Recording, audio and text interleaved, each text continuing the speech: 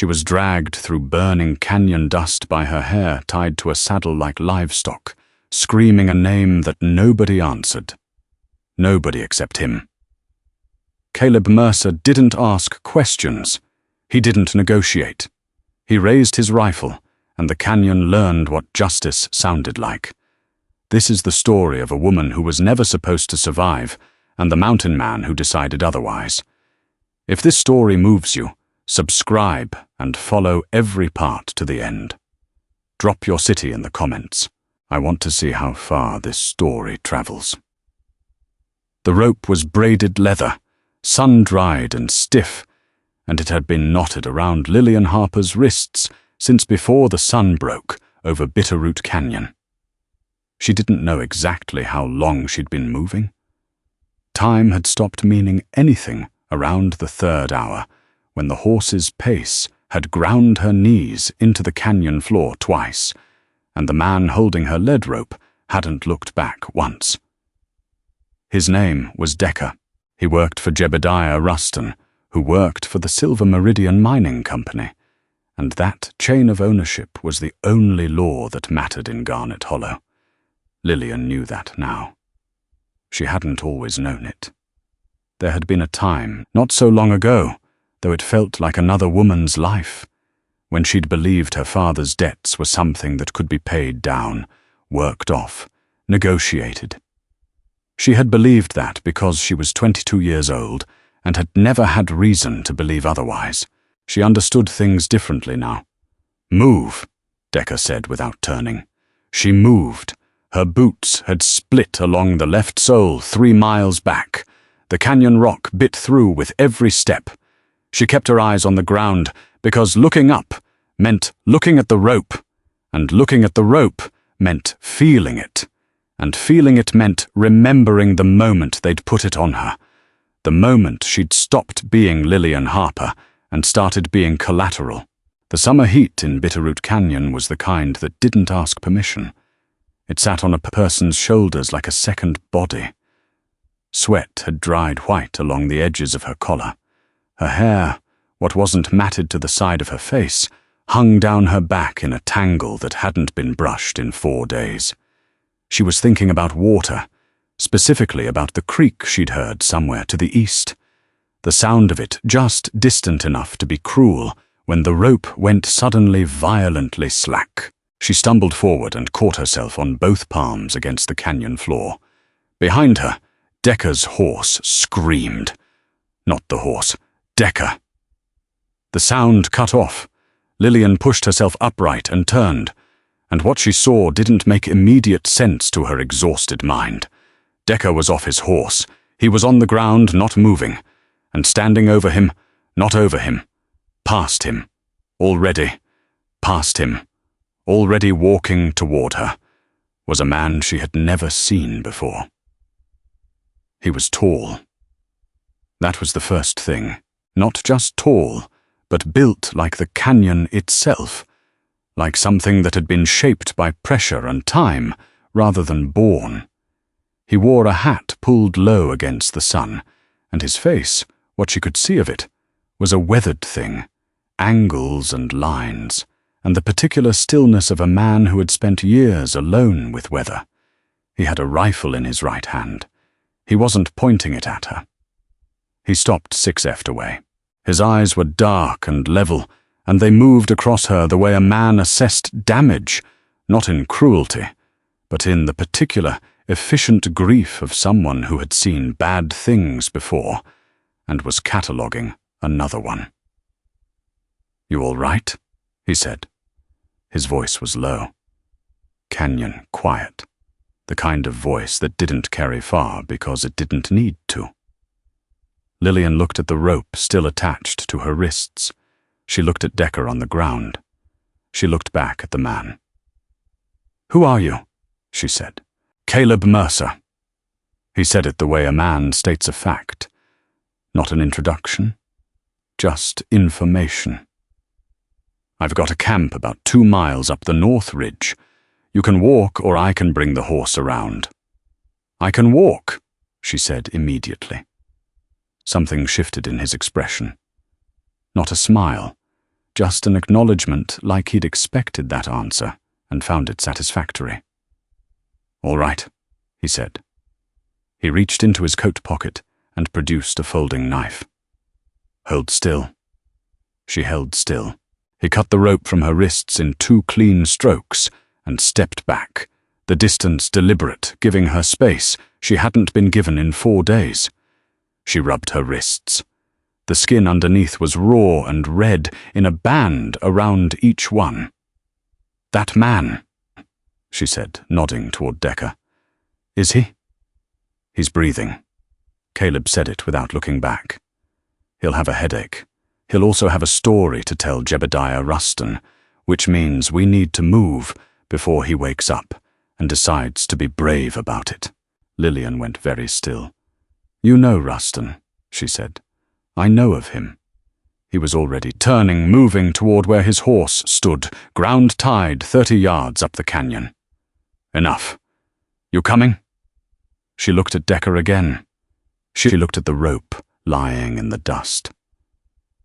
She followed Caleb Mercer up the canyon. She didn't talk for the first hour. Neither did he. That surprised her. Every man she'd encountered in the past 4 days had talked constantly explanations of her situation, justifications of the company's legal standing descriptions of what would happen if she ran again. Decker had talked the entire first day until she'd stopped responding to anything, at which point he'd lapsed into the occasional grunt and the periodic move. Caleb Mercer didn't explain himself. He walked ahead of her on the trail with his horse's lead rope in his left hand and his rifle across his back, and he moved through the mountain terrain like a man who had walked it so many times. His feet knew the path without instruction. After a while, she started watching him instead of the ground. "You live up here?" she finally said. "Yes." "Alone?" "Yes." She waited for more. More didn't come. "For how long?" she asked. He was quiet long enough that she thought he wasn't going to answer. Then, 6 years, give or take. "Why?" He glanced back at her over his shoulder, just once. "Because it's honest," he said. She didn't know what to do with that, so she didn't say anything else for another half-mile. The cabin sat on a shelf of rock overlooking a high valley, and the first thing Lillian noticed was that it was sturdy. Not pretty, not comfortable-looking particularly, but built by someone who understood weight and weather. The logs fitted tight, the roof steeply pitched a stone chimney on the east side that had clearly been repaired more than once. A small outbuilding stood to the north. A split-rail fence ran along the south side, enclosing a garden plot that was currently producing something green in orderly rows. She stopped at the edge of the yard. "This is yours," she said. It wasn't a question. "Yes." "You built it?" "Most of it." He was already moving toward the outbuilding, leading his horse. "The chimney I rebuilt. Original builder put it on the wrong side. Gets the morning wind straight down the flue otherwise." She looked at the chimney. She looked at the garden. She looked at the careful, deliberate order of the place, everything positioned where it was for a reason, nothing wasted, nothing decorative. "You know a lot about building," she said. "I know a lot about winter," he said from inside the outbuilding. "Same thing up here." "Judd." He made coffee. She sat at the single table in the cabin's main room and watched him move around the small space, and she was aware of the particular animal alertness she had developed over the past 4 days. The constant monitoring of where his hands were, how close he was, whether his body was angled toward her or away. He was always angled away. She noticed that. When he moved past her to get something from the shelf, he went wide, giving her more room than the small cabin required. When he set the coffee cup in front of her, he set it on the table and stepped back before she reached for it. She wrapped both hands around the cup. "Why did you help me?" she said. He sat down across the table. He had his own cup. He looked at it for a moment before he answered. "I saw what was happening," he said. "Plenty of people saw what was happening. Nobody else did anything. I'm not plenty of people." She studied him. He was looking at his coffee, the way some men looked at a fire. Not really seeing it, seeing something else through it. "The company has men all through this valley," she said. "If they find out they'll find out," he said. Decker wakes up. He goes back to Ruston. Ruston sends men up the mountain. That's how this works. And that doesn't concern you. He looked up at her then. His eyes were the color of creek water, in shadow, gray, green, and still. "Miss Harper," he said, "I live on a mountain. I have for 6 years.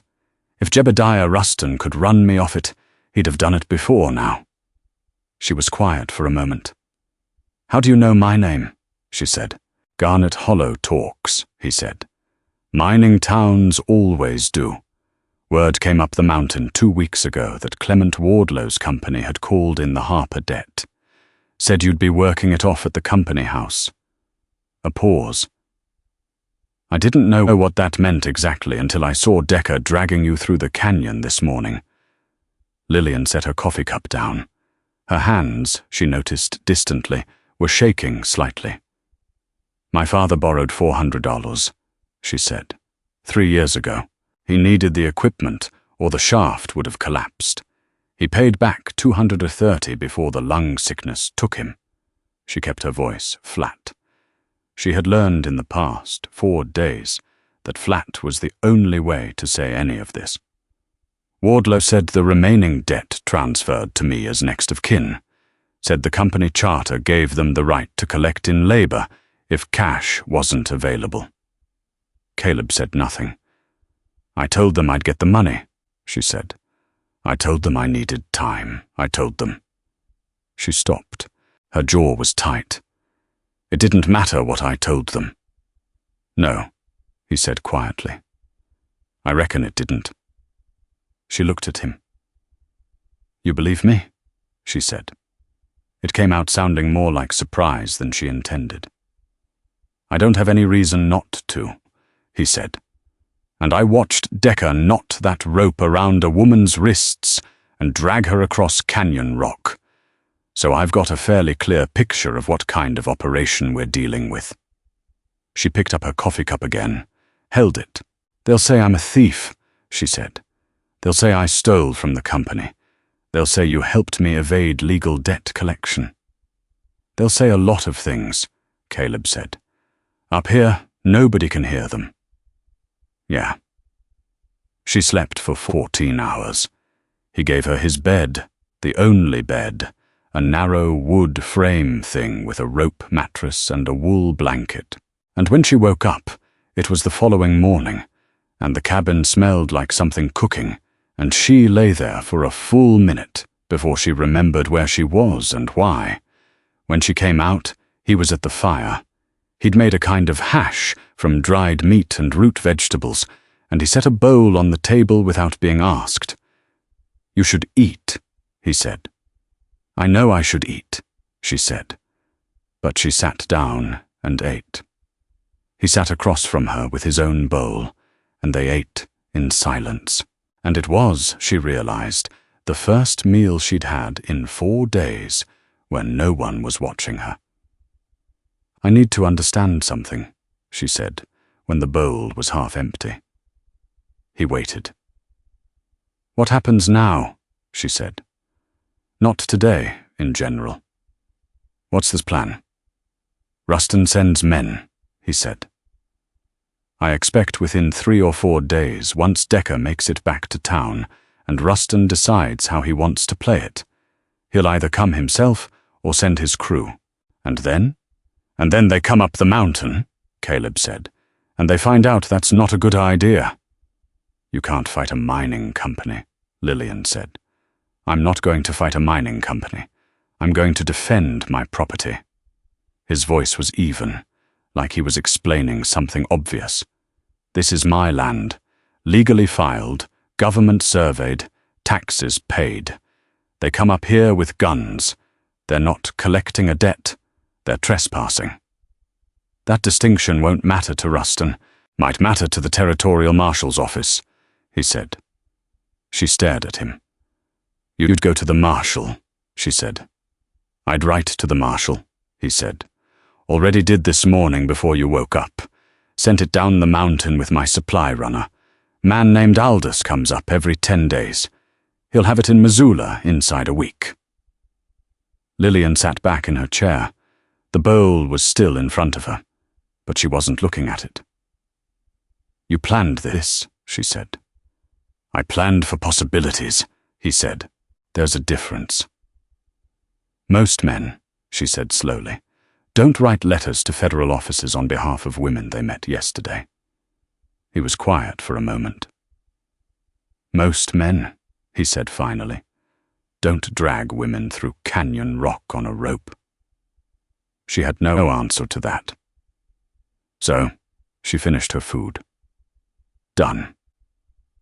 3 days passed.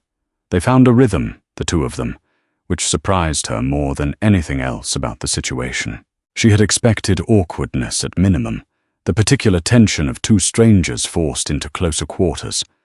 She had expected to feel watched, monitored, managed. She did not feel any of those things. He worked. He worked constantly, steadily, without urgency, the kind of labor that was simply the ongoing cost of mountain life. Firewood, fence repair, tending the garden, checking the snares he'd set along the North Trail. He moved through it all with the quiet efficiency of a man who had been his own only company for 6 years and had made his peace with that fact. She started helping. Not because he asked. He didn't ask, but because standing still made her feel like debt property again, and moving made her feel like herself. On the second day, she split wood. He showed her the technique, once, blade angle, follow through, how to read the grain, and then stepped back and let her work it out. She split wood for 2 hours. Her shoulders ached in way that felt earned. Not bad, when she stopped. You're generous, she said. I'm honest, he said. There's a difference. She laughed. Actually laughed. It surprised them both. On the 3rd day, she asked him about the rifle. They were at the split-rail fence, she holding boards while he drove new posts. When she said, "Will you teach me to shoot?" He drove the post, tested it, drove it again. You know how to handle a firearm, he said. I know the general idea, she said. My father had a shotgun. I know not to point it at anything I'm not prepared to destroy. That's a solid foundation, he said. I'm serious, she said. If men come up this mountain, and I know they're coming, I don't want to be the person you're trying to protect while also trying to fight. I want to be useful. He looked at her then, that assessment look again, like he was measuring something. All right, he said. After supper. After supper, he set up tin cans on the fence rail and stood behind her left shoulder while she worked through the fundamentals. Stance, grip, breath. He corrected her twice, once on her trigger finger, once on her follow-through, with the same economy of words he applied to everything. No praise, no criticism, just information. She missed the first 4 shots. She hit the 5th. The can spun off the rail, and she felt something unlock in her chest. Again, he said. She hit the next 3 in a row. When she turned around, his expression hadn't changed, but she'd been watching him long enough by then to read the small things, the slight easing around his eyes, the way he let out a breath slowly. You've got a good eye, he said. Don't sound so surprised, she said. I'm not surprised, he said. I'm pleased. She looked at him. Why? She said. He took the rifle from her and checked the load. "Because I sleep better," he said, "knowing the people under my roof can defend themselves." She understood then that he wasn't talking about the mountain. Or not only about the mountain. Jay. On the fourth evening, she found him sitting outside after dark on the flat rock to the east of the cabin, where you could see the valley below, and on clear nights, the faint, distant lights of Garnet Hollow. She sat down beside him. Not close. A foot of rock between them. "You miss it," she said. "Town. People. No," he said. "Never." He thought about it. She'd noticed he always thought before he answered. Most men she'd known answered first and thought afterward, if at all. "I miss what towns are supposed to be," he said finally. "What I actually miss is a thing that doesn't exist, or doesn't exist down there anyway." She looked at the distant lights. "What happened?" she said. 6 years ago. What made you come up here?" The silence lasted long enough that she almost apologized for asking. "I had a wife," he said. "Missouri. We had 40 acres and a decent house, and we were going to have a family." Another silence. Cholera came through in the summer of 74. She was gone in 4 days. Lillian was very still. "I'm sorry," she said. "The town wanted to help," he said. "They meant well, I think, most of them. But every time someone came by with a covered dish or a Bible verse, He stopped. Started again. I couldn't breathe in that place after. Everywhere I looked, she was supposed to be there and wasn't. So I left and came here, and came here." He looked up at the sky. Stars were coming out above the ridgeline, thick and bright in the mountain dark. "Mountains don't pretend," he said. "They don't apologize for what they are. There's something clean about that." Lillian drew her knees up. "I was never allowed to be anything," she said. It came out quiet. She hadn't planned to say it. "My whole life, I was someone's daughter, someone's liability, someone's collateral. I don't know who I am when there's nobody telling me what I owe." He looked at her. The stars were bright enough that she could see his face clearly. "You split 2 cords of wood in 2 days," he said. "You shot a moving tin can at 40 yards in fading light.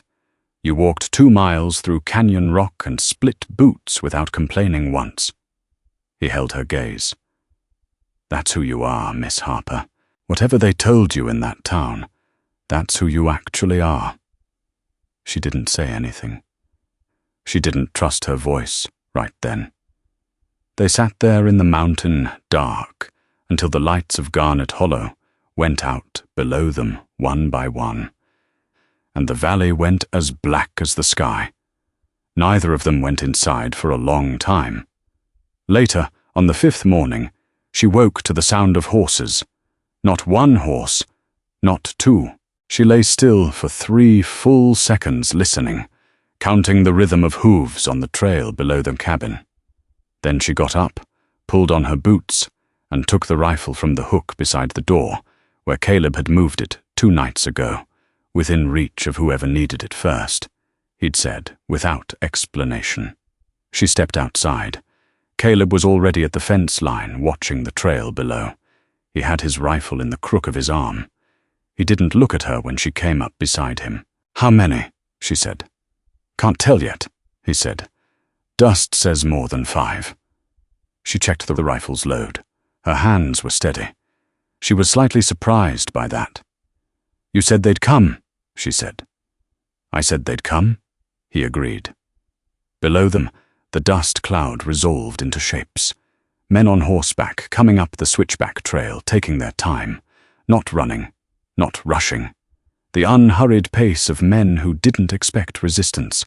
At the front of the column, dressed in a grey coat that cost more than most men in Garnet Hollow made in a year, rode a man she recognized. Not Decker. Someone above Decker. "That's Ruston," she said. Caleb looked at him. "Yes," he said. "It is."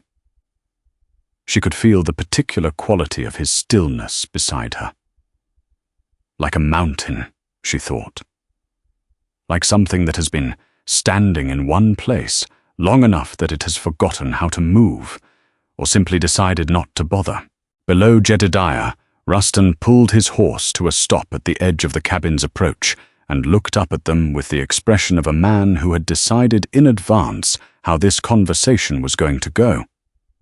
"Mercer," he called out, "you know why I'm here. I know why you think you're here." Caleb called back, his voice carried without effort, flat and clear as a rifle shot. Ruston smiled.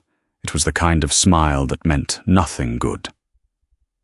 "I want the girl," he said. "You hand her over and there's no trouble here. You've got my word on that." Lillian's hands tightened on the rifle. Caleb said nothing for a moment. Then he turned his head very slightly and looked at her. Just a look. A question without words. She lifted her chin. He turned back to Ruston.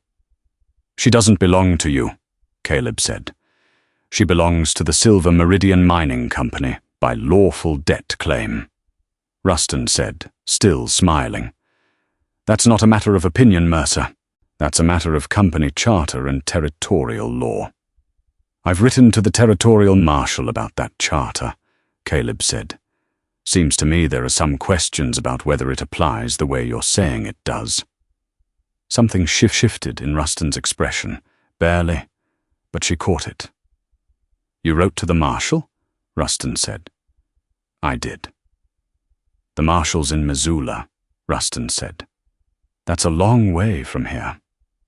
"It is," Caleb agreed. "You're welcome to wait for him." Ruston looked at the men around him. He looked back up at Caleb. His smile had gone somewhere else. "Last chance," he said. "Send the girl down." Caleb raised his rifle, not quickly, not dramatically, with the same deliberate economy he applied to everything, steady and absolute. "Get off my mountain," he said. Ruston's horse danced sideways. The man controlled it without looking down, his eyes fixed on Caleb. Then he turned the horse around. "We'll be back," he said. "I'll be here," Caleb said. She watched Ruston and his men descend the switchback trail, the dust rising behind them in the summer heat. And she kept the rifle up until they were out of sight. Then she lowered it. "He's not done," she said. "No," Caleb said. "He's going to come back with more men." "Yes." She looked at him. "Then we'd better be ready," she said. He looked at her, that steady, measuring look, and this time she thought she saw something behind it that she hadn't seen before. Not just assessment, something warmer and more complicated than that. "Yes," he said again. "We'd better." The summer heat pressed down on the mountain, and the canyon below lay silent and bright. And somewhere in Garnet Hollow, Jedediah Ruston was already counting his men. Ruston's dust hadn't even settled on the switchback trail before Lillian turned away from the fence line and walked back toward the cabin. Caleb followed her inside. He leaned his rifle against the wall and stood watching her as she moved to the fire, picked up the coffee pot, put it back down without pouring anything, and pressed both palms flat on the table. "He's going to tell everyone in Garnet Hollow that you kidnapped me," she said. "Yes. He's going to say you're holding me against my will, that you're a criminal, that whatever men he brings back up this mountain are acting inside the law." "Yes." She looked up at him. "Does that bother you?" Caleb pulled out the chair across from her and sat down. He laced his fingers together on the table and looked at them for a moment. "What bothers me," he said, "is that he counted his men before he turned that horse around. Did you notice that?" She hadn't noticed that. "What does it mean?" she said. It means he came up here today to look, not to collect. He wanted to see the ground, see how many of us there were, see where the cabin sits and how the approach works. He paused. He'll be back in 3 days, maybe 4, and he'll come with enough men that he thinks the numbers settle the argument before it starts. Lillian sat down slowly. How many men does Rustin have? She said. In his regular crew, 8, 10. But Silver Meridian can pay for more. Drifters, out-of-work miners, men who'll take $1 a day and a horse and not ask questions about what they're being pointed at. He looked at her steadily. Could be 15, could be more. The number sat between them. You said the marshal? She started. I said I wrote to the marshal. A letter takes a week to get there. A response takes another week. 2 weeks is a long time. He stood up, moving to the window that faced down the valley. We can't count on outside help arriving before Rustin does. We have to work with what we've got. Which is, she said. This mountain, he said. And us. She studied his back, the set of his shoulders, the way he looked down at the valley with something that wasn't fear, and wasn't quite anger either. Something colder and more patient than both. You've been thinking about this, she said. Before today, before I even got here. He turned from the window. I've been thinking about Jebediah Rustin for 2 years, he said. He's been pushing the boundaries of company land north since '76, trying to absorb grazing range trap lines, mining claims that don't belong to Silver Meridian. He's gotten away with it, because the people he pushes don't have the resources to push back, and the marshal's office in Missoula has bigger problems to attend to. A pause. I've been waiting for him to come far enough north that I'd have something worth writing about. Lillian stared at him. You used me, she said. The words came out flat, but her eyes were sharp. He held her gaze without flinching. No, he said. I saw a woman being dragged through a canyon on a rope, and I stopped it. What I'm telling you now is that your situation isn't separate from a larger problem. It's the clearest example of it. Your father's death, the way the company collected it, the charter they're using to justify it. That's the evidence the marshal needs that I haven't had before now. She was quiet. So I help you, she said slowly. And you help me, and together we help everyone else. Rustin has been grinding down for 2 years. That's about the size of it, he said. She picked up the coffee pot again. This time she poured 2 cups. All right, she said. She set 1 cup in front of him. Then stop treating information like it's something you dole out in pieces. If we're doing this together, I need to know everything you know. He looked at the cup. Then he sat back down. Fair enough, he said, and he told her. He talked for almost an hour, which was, she suspected, more than he had talked in any single stretch in the past 6 years. He told her about the Hendersons, a homestead family Rustin had run off their grazing land by poisoning their well and blaming it on a neighboring claim. He told her about 3 trapline operators who'd sold out for less than their operations were worth after finding their gear systematically destroyed 2 seasons running. He told her about a mining claim legitimately filed that Silver Meridian had buried in legal paperwork until the owner ran out of money to fight it and abandoned it outright. He had records. That surprised her. Actual records written in a precise, economical hand. Dates and names and descriptions of incidents kept in a leather-bound journal he retrieved from under a board in the floor. You've been building a case, she said. I've been building the foundation of one, he said. It's not a case until someone with legal authority decides to make it one. She turned the journal pages slowly. My father's name isn't in here, she said. No. I didn't know about your father until after he died. He reached across and turned to a page near the back. But Clement Wardlow's name is, and Rustin's debt collection practices, and 3 other families whose situations are similar to yours. She read the entry. Her jaw tightened. There are others, she said. There are always others, he said. That's how men like Wardlow and Rustin operate. They don't come after everyone at once. They come after people one at a time, quietly, so it looks like individual misfortune instead of a system. She closed the journal and looked at him across the table. You're angry, she said, not accusing, observing.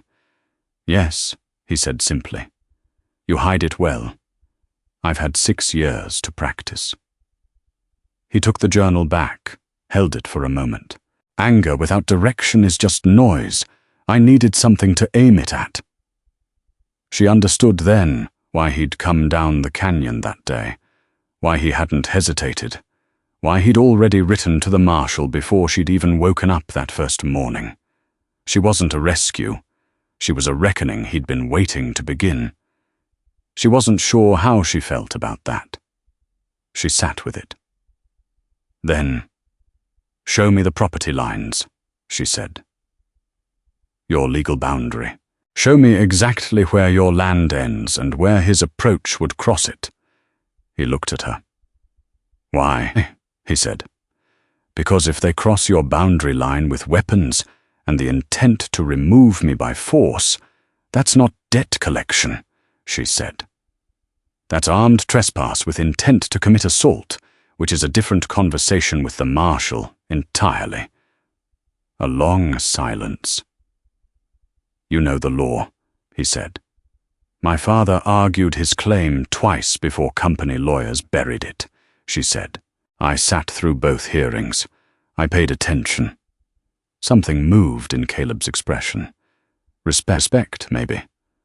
The particular kind that comes from being surprised in a direction you hadn't expected. I've got the survey map, he said. I'll get it.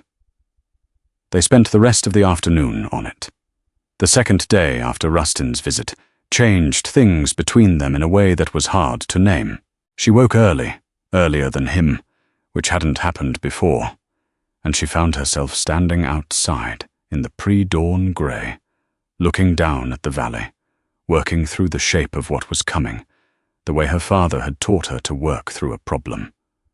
Start at the end. Figure out what you need. Work backward to what you have.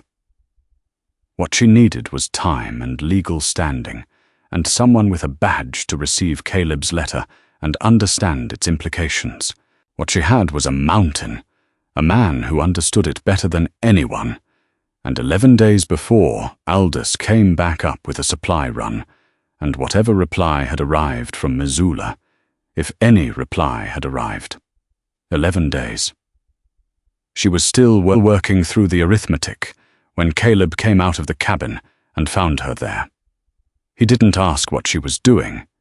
He just came and stood beside her, and after a moment he said, You should sleep more. I sleep enough, she said. You were dragged through a canyon 4 days ago, he said. Your body needs... My body is fine, she said, sharper than she intended. She heard it and adjusted. I'm sorry. I know I'm not used to someone watching out for me. Silence. I'm not watching, he said quietly. I'm just standing next to you. She looked at him sideways. He was looking at the valley. Is there a difference? She said. Yes, he said. Watching means I think you need tending. Standing next to means, he paused, means I reckon you know what you're doing, and I'm just here in case the view's better with company. She looked back at the valley. It is, she said. They stood there until the sun broke the ridge. He took her along the property boundary that morning, not to show her the limits, though she paid attention to those memorized landmarks. The lightning-struck pine at the northeast corner, the dry creek bed to the south, but to show her the terrain itself. How it worked, how a man could use it or work against it. If they come from the main trail, they funnel here, he said, stopping at a narrow section where two rock faces pinched the path to barely 6 ft wide. Can't come more than 2 abreast. Slows them down, breaks their formation. And from the north, she said, steeper, longer. They'd have to leave their horses a 1/4 mile down and come up on foot. He looked at her. That's not impossible, but it changes the math. What about the east face? She said. He was quiet a moment. How do you know about the east face? He said. I walked it yesterday while you were mending the fence, she said. There's a draw up there, not on your survey map, runs north to south. Someone who knew it was there could come up behind the cabin without hitting your main approaches at all. He turned and looked at her with an expression she hadn't seen before. You walked the east face alone, he said. I'm not helpless, she said. I know you're not helpless, he said. He stopped, started again. You're right about the draw. I know about it. I should have told you. Yes, she said. You should have. He looked at the east ridge. I'll cover it, he said. We'll cover it, she said. Tell me what you need. He told her. They worked for 3 days like that building, preparing, thinking 3 moves ahead of men who didn't know they were already anticipated. Caleb moved with purpose and economy, and Lillian matched him, step for step, and gradually the careful formal distance between them, the way he always went wide around her, always waited, always gave her space, started to change into something different, into something not closeness exactly. Not yet. But the space between them became comfortable rather than deliberate. She stopped noticing how much room he gave her, because it had stopped feeling like caution and started feeling like consideration, which were not the same thing. On the second evening, he was sharpening his knife at the table, and she was oiling the rifle, and she said without looking up, Tell me something you've never told anyone up here. He kept sharpening. No one comes up here, he said. Then it should be easy, she said. He was quiet long enough that she let it go. Then I almost left, he said. 2 years in. Winter was bad, supplies ran short. I got sick for 3 weeks with something in my chest. I thought this was a mistake. I thought I'd come up here to die, and hadn't realized it. He looked at the knife blade. But then the spring came, and I don't know. I was still here, and I thought if I was still here, I might as well stay. She looked up at him. What made you sick? She said. Don't know. Whatever it was, the mountain burned it out eventually. A slight shift in his expression. I've been healthy as an ox ever since, which I figure is either the altitude or the lack of company. Or both, she said. Or both, he agreed. She went back to the rifle. I'm glad you stayed, she said. He set the knife down.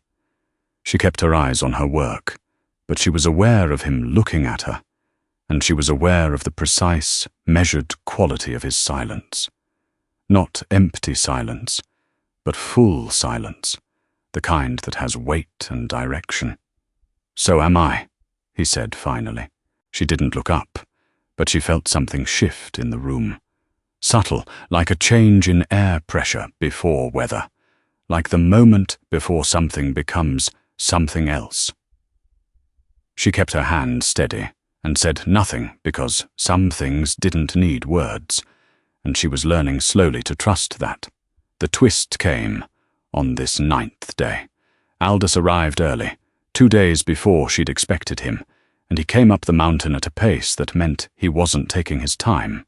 And when he reached the cabin, his face was the face of a man carrying bad news he'd been rehearsing how to deliver. Caleb met him at the fence. What happened? He said. Aldous, small, weathered, somewhere north of 60, with the permanently squinted expression of a man who had spent decades reading trail conditions, pulled a folded paper from his coat and held it out. "Letter came back from Missoula," he said. "Fast. Faster than it should have." Caleb unfolded it. Lillian came out of the cabin and stood at the fence and watched his face as he read. She had learned to read his face. It wasn't easy. He kept it quiet by habit, but she'd had 9 days of practice, and she saw the precise moment the letter said something that mattered. His jaw tightened a fraction, once. He folded the letter and looked at Aldous. "Who else knows about this?" he said. "I didn't read it," Aldous said. "But Ruston's got a man at the postal office in town. Been there for months, way I hear it. Anything coming in or going out that's addressed to a federal office?" He shrugged. "Ruston knows about it soon as it's sent." Caleb looked at the letter in his hand. "He knew I wrote to the marshal," he said. "Before your letter was halfway to Missoula, I'd reckon," Aldous said. Lillian said, "What does the letter say?" Caleb handed it to her. She read it. The marshal's office in Missoula had received his letter. They took the matters raised seriously. However, the territorial jurisdiction of Silver Meridian Mining Company's debt collection practices was currently under review by the Federal Land Office in Helena, which took precedence over the marshal's authority until the review was concluded. The marshal was therefore unable to dispatch a deputy until the Helena review was resolved. The Helena review was estimated to take 60 to 90 days. She lowered the letter. "Ruston got to Helena," she said. "Or someone got there for him," Caleb said. His voice hadn't changed, but his hands at his sides had closed into fists and opened again. "He tied up the marshal legally," she said. "He knew you wrote to Missoula, and he already had people in Helena. He was ready for this." "He's been ready for this," Caleb said. "He's been building that legal architecture for 2 years. The Federal Land Office reviewed the company charter provisions, the postal informant. That's not something you put together in 9 days. He had all of it waiting." Aldous cleared his throat. "There's more," he said. "In town he's been talking." "What's he saying?" Lillian said. Aldous looked at her with something that was close to pity and something that was close to apology. "He's saying Mercer took you by force," he said. "Saying you're being held against your will up here. Got 3 men who will swear to it." A pause. "And there are people in Garnet Hollow who believe it. Or say they believe it, which amounts to the same thing." Lillian's hands were very still on the letter. "He's reframing it," she said. "If Caleb is the criminal, then anything Ruston does to retrieve me is legal. It's not trespass. It's a rescue." "That's about the shape of it," Aldous said. She looked at Caleb. He was looking at her. "How long before he moves?" she said. "He's already been waiting longer than he wanted to," Caleb said. "The marshal letter bought us some time. He had to see what I'd written, had to get the Helena review in place before he could neutralize it. That probably added a week to his timeline." He looked down at the valley. "He'll come soon. 2 days. Maybe less." Aldous said, "I can take the girl back down with me." "Get her to know," Lillian said. Both men looked at her. She held Caleb's gaze. "No," she said again, quieter but no less certain. "If I go down that mountain now, Ruston picks me up on the trail, and the whole story ends the way he wants it to. And everything Caleb has been building, the records, the evidence, Lillian," Caleb said, her name. He'd been calling her Miss Harper until that moment, and neither of them acknowledged the change. But it was there. "I'm not running again," she said. "I told you that." He looked at her for a long moment. Then he turned to Aldous. "I need you to do something for me," he said. "Something harder than carrying a letter." Aldous raised an eyebrow. "I need you to go to Helena," Caleb said. Not Missoula, Helena directly. Bypass the marshal's office entirely and go to the Federal Land Commissioner's office in person. There's a man there named Beaumont Harrison.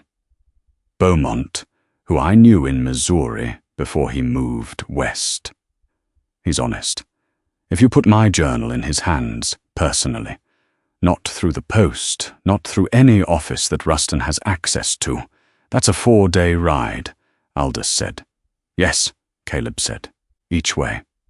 Yes. Aldous was quiet. He looked at Lillian. He looked at Caleb. You know I'm 63 years old, he said. I know, Caleb said.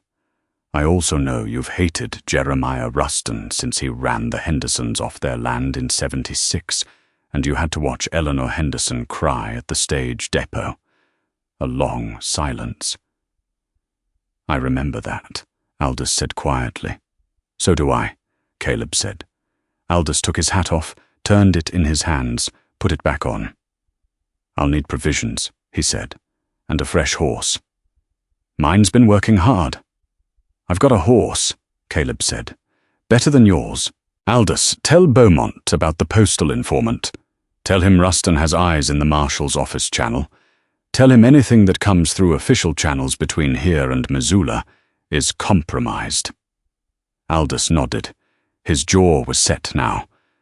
Something had settled in him. He looked at Lillian one more time. You sure about staying, miss? He said. She thought about Decker's rope.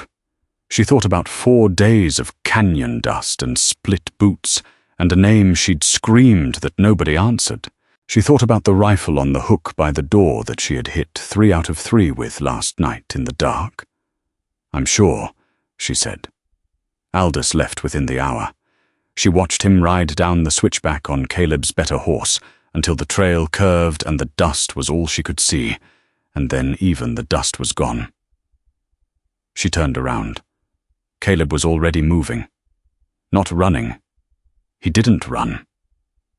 She'd noticed that he simply increased the purpose in how he moved, going to the outbuilding, pulling things out, beginning the preparations he'd been planning since the first morning. She went to help him. They worked without speaking for a long time. The particular silence of 2 people who have said what needs saying and are now simply doing what needs doing. She was in the outbuilding, inventorying the rifle ammunition more than she'd expected. Caleb was a careful man and a prepared one when he appeared in the doorway. I need to say something, he said. She kept counting cartridges. I'm listening, she said. What happens in the next 2 days? It's going to be dangerous. More dangerous than I made it sound to Aldous. She looked up. I know, she said. 15 men. Maybe more. On a mountain and terrain I know better than they do. That helps. But it doesn't make the numbers disappear. He held her gaze. I brought you up here to keep you safe. I want you to know that if there's a moment, any moment where you think leaving is the better choice, I won't. Caleb, she said. He stopped. I heard you the first time, she said, and I told you I'm not running. She set down the cartridges and faced him fully. You've been fighting for other people's land, and other people's rights, and other people's lives for 2 years from up here on this mountain alone. Nobody asked you to. Nobody's going to thank you for it. And you just sent your only outside contact on an 8-day ride to Helena on the strength of an old friendship because it's the right thing to do. She paused. I'm not leaving you to finish this alone. He was very still in the doorway. Why? He said. Because you didn't leave me in that canyon, she said. The silence was the longest one yet. Then he said quietly, We should finish the inventory. Yes, she said. We should. She picked up the cartridges, and outside the summer afternoon stretched long and golden over the Bitterroot Highland, and somewhere far below in a mining town that had made its peace with injustice, Jebediah Ruston was counting his men again. They finished the inventory in silence, but it was a different kind of silence than the ones before it. Lillian had noticed over the past 9 days that silence had texture with Caleb Mercer. The first silences had been careful things, measured, deliberate, the silence of a man who had trained himself not to take up space.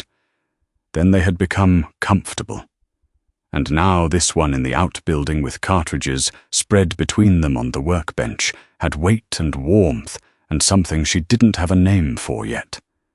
She was still thinking about what she'd said. "I'm not leaving you to finish this alone." She hadn't planned to say it. It had come out of somewhere below, planning, below strategy, below the careful arithmetic of survival she'd been running in her head since Aldous rode south. It had come out true, which was the most unsettling thing about it. Caleb set the last of the rifle cartridges in the box and closed the lid. 47 rounds for the Winchester, he said. 31 for the Colt. I've got powder and ball for the old Hawken if it comes to that, but I'd rather it didn't. Why? She said. Single shot. Takes time to reload. If I'm down to the Hawken, things have gone badly wrong. He picked up the box and moved it to the shelf above the door. We won't get to the Hawken. How can you be sure? He looked at her over his shoulder. I can't, he said, but I've found it's better to commit to a thing than to hedge it. She thought about that. My father used to say something like that. She said. He'd say, worry is just praying for what you don't want. Caleb was quiet a moment. Smart man, he said. He was, she said. Just not smart enough about who he borrowed money from. She said it without bitterness. She'd moved through the bitterness somewhere in the second day. Here worked it out through split wood and rifle practice, and the particular mercy of physical exhaustion. What was left wasn't forgiveness. She wasn't ready to call it that, but it was something cleaner than rage, something she could carry without it dragging. Caleb came back to the workbench. He stood across from her, not looking at her, but not looking at her either in that particular way he had of occupying the same space without pressing. Tomorrow, he said, I want to walk you through the east drawer again. There are 2 positions up there that matter. I want you to know them in the dark. In the dark, she repeated. If they come at night, which I don't think Ruston will, he's a daylight man. He wants his crew to see what they're doing. But if they do, I want you already knowing the ground. She nodded. And if they come in daylight, she said. Then we'll see them coming, he said. And that's the advantage. She looked at him. You keep talking about advantages like you believe they're enough, she said. They have to be enough, he said simply. So I believe they are. She wanted to argue with that logic. She couldn't find the flaw in it. That night, sleep didn't come easy. She lay on the rope mattress and listened to the mountain wind against the roof. Something moving in the tree line to the north. The particular deep silence that existed only at high altitude, where sound didn't carry the same way it did in the valley, and everything felt closer and farther at once. She thought about Ruston counting his men. She thought about the marshal's letter. 60 to 90 days. 60 to 90 days while Aldous rode hard for Helena, and Ruston moved at whatever pace he chose. She thought about Caleb on the other side of the single wall between the main room and the outbuilding where he'd been sleeping since he'd given her the bed. She thought about the way he'd said her name that afternoon. Lillian. Not Miss Harper. Just her name, like it was something he'd been holding for a while, and had finally decided to set down. She was still thinking about it when she heard him get up. She lay still listening. His footsteps crossed the main room. The door opened, closed. She waited 2 minutes, then she got up, pulled her boots on and followed. He was at the flat rock again, the east-facing one where they'd sat 11 days ago, and watched the garnet hollow lights go out below them. He was sitting with his elbows on his knees and his hands loose between them, looking at nothing in particular. He heard her coming. He didn't turn. She sat down beside him. "You should sleep," she said. "You should sleep," he said back. "I can't." "Neither can I." They sat with that for a moment. "What are you thinking about?" she said. He was quiet long enough that she thought he'd deflect. "Then, Missouri," he said. "My wife. Her name was Clara." He said the name carefully, like it was something fragile he was testing the weight of. "She would have liked you." Lillian felt something tighten in her chest. "Why?" she said softly. "She wasn't afraid of things," he said. "Or she was afraid, she was plenty afraid, but she didn't let it make her smaller. She'd walk straight at whatever scared her." A pause. "I watched you walk straight at Rustin's men yesterday. You had the rifle in your hands, were steady, and you didn't step back once." "I was terrified," she said. "I know," he said. "I could tell." "Made it more impressive, not less." She looked at her hands in the starlight. "Tell me more about her," she said. "Clara." He was quiet a long moment, but it was a different quiet than usual. Not reluctance, just the care of a man reaching for something precious and not wanting to drop it. "She laughed loud," he said. "Too loud for polite company," she always said. She didn't care. She'd laugh at her own jokes before she finished telling them, and she'd say that was the only honest way to do it. He paused. "She made the best coffee I've ever had. I have never been able to figure out what she did differently. I've used the same beans, the same water, the same fire. It doesn't taste the same."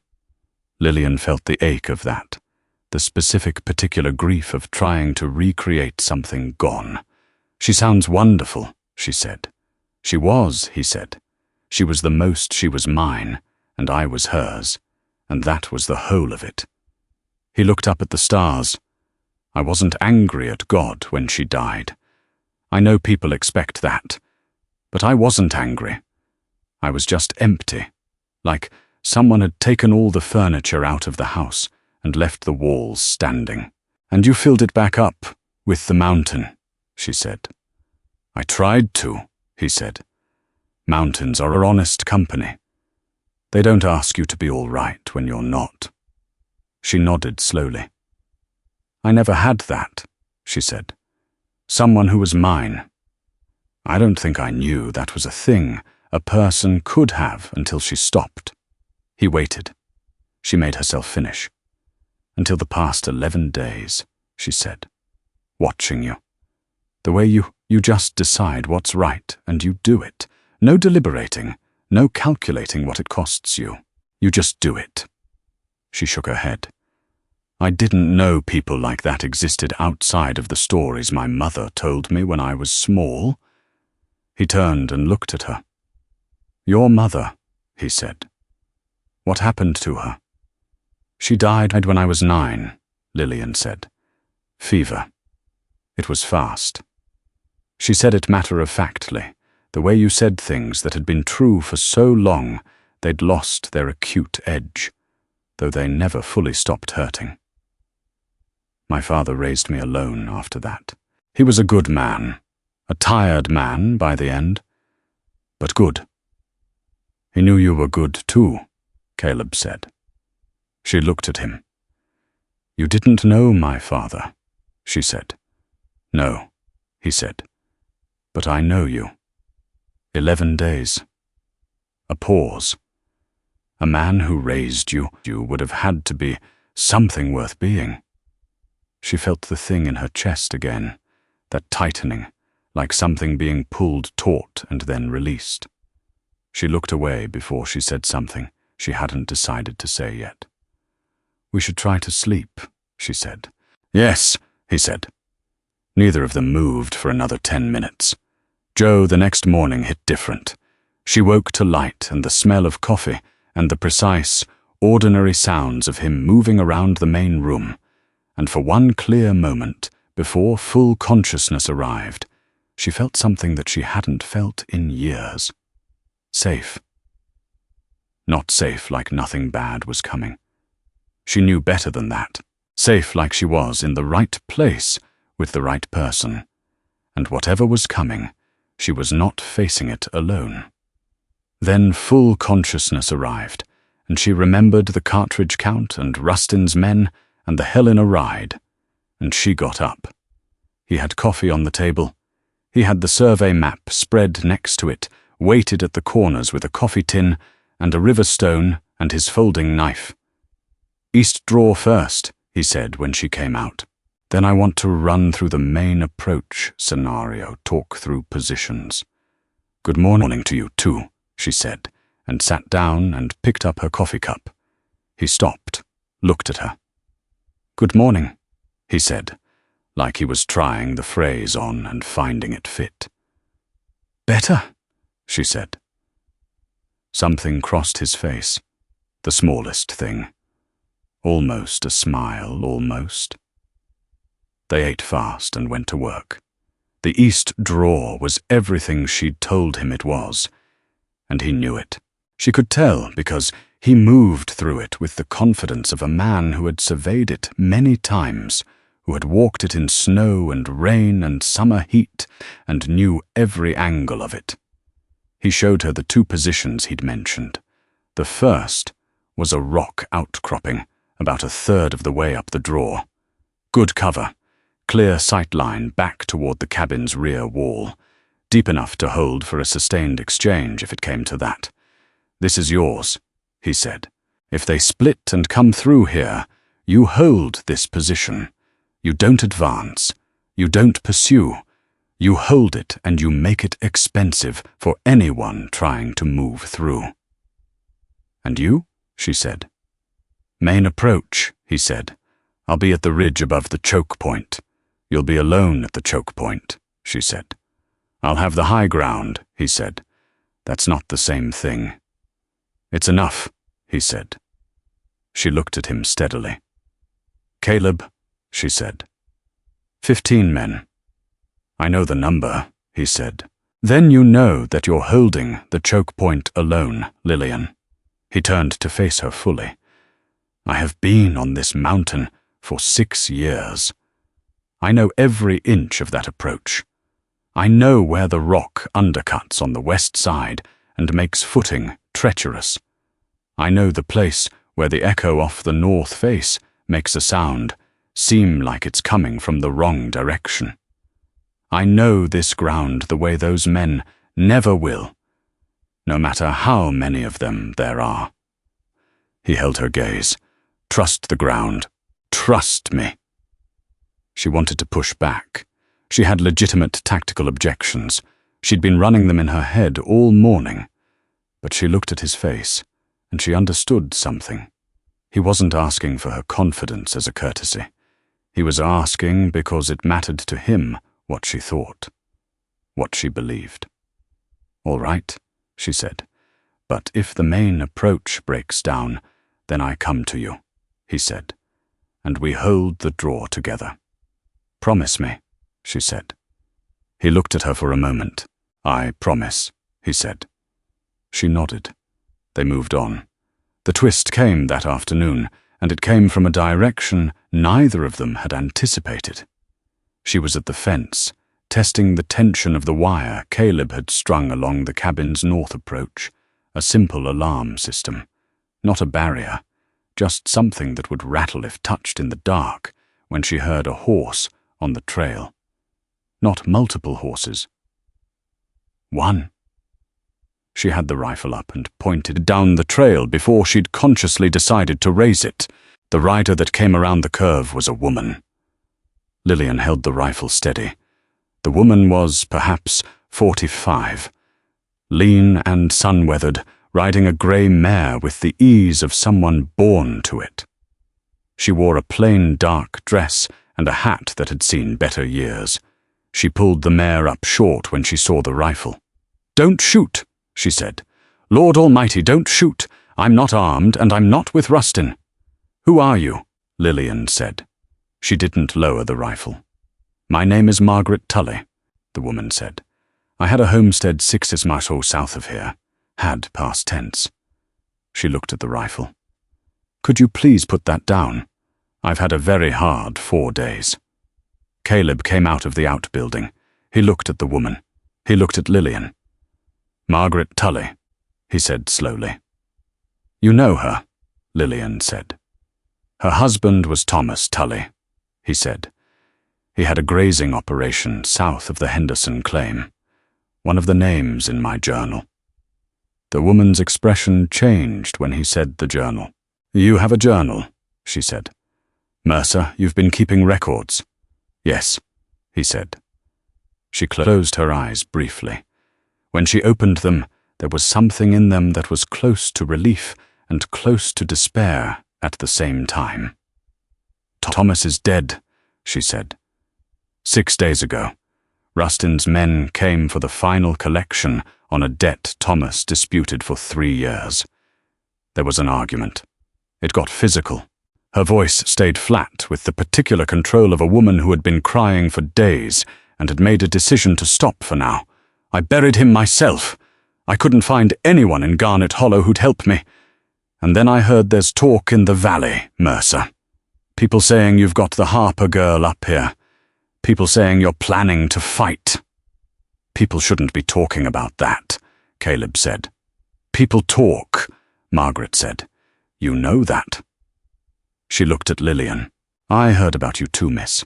Heard what they did to your father. Heard what they were doing to you." A pause. "I need to be somewhere Rustin can't reach for a little while. Long enough for someone to listen to what happened to Thomas." Lillian looked at Caleb. He was already thinking. She could tell that slight stillness, the internal calculation running behind his quiet face. "Get down," he said finally. "We'll put your horse in the outbuilding." Margaret Tully got down. She told them everything over coffee. Thomas Tully had died of a blow to the head from a company man named Briggs, one of Rustin's regulars in a dispute over the boundary markers on their southern grazing field. Rustin's men had moved the markers 18 in north over the course of 3 months, each adjustment small enough to deny the accumulated total, large enough to matter. Thomas had confronted Briggs. Briggs had argued. One of the other company men had stepped in. There had been a struggle. Thomas had gone down and hadn't gotten up. "Did anyone see it?" Caleb said. 3 of my ranch hands," Margaret said. "All 3 have already left the valley. Rustin made it clear that witnesses to Thomas's to what happened would find their employment options in this region limited." "He threatened them," Lillian said. "He didn't have to threaten them directly," Margaret said. "He had someone tell them what happened to the last man who spoke against Silver Meridian in a territorial court." She paused. "Man named Edwards filed a complaint in 75. Lost his claim inside a month through some legal process Thomas never fully understood. Ended up working in a company mine for wages, last we heard." Lillian's jaw was tight. "He has a system," she said. "It's not violence first. It's law, then intimidation, then violence." "Yes," Caleb said. He was looking at Margaret. "Your hands, do you know where they went?" "North," Margaret said. "They said north. Idaho, maybe." "Could they be reached?" Caleb said. "In time?" "In time for what?" Margaret said. "In time to give statements," Caleb said. "Not to the marshal. Rustin has that channel. To Harrison Beaumont at the Federal Land Office in Helena. I've already sent my man Aldous with my records.